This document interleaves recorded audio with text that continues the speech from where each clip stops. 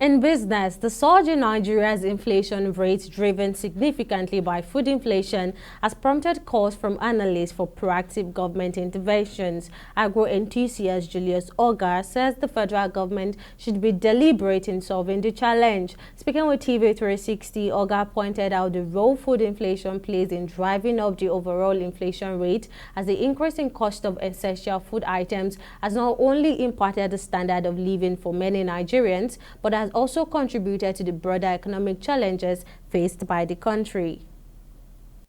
We are still where we are, or in fact, we're even in a worse place. There just has to be deliberate policies to bringing back the marketing boards and all of that. We have not seen. You see, agriculture is a sector that is practical. It's not bureaucratic.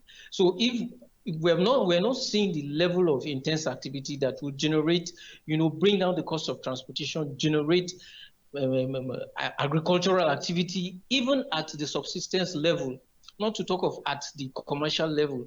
We've not seen all of those, and we've continued to see the food belt production areas in this country remaining the hub of crisis. So with those crises, with all these factors coming in together, you can only hope.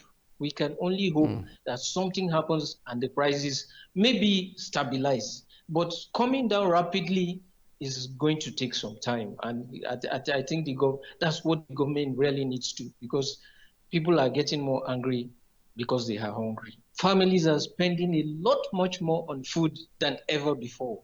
People are spending more money on food than on health, than on education, than on anything else. And people are just struggling to get by.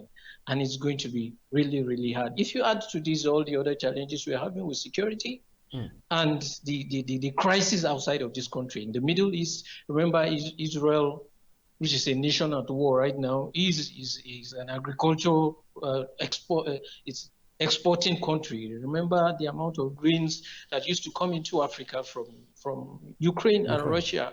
All of that is affected. It's not.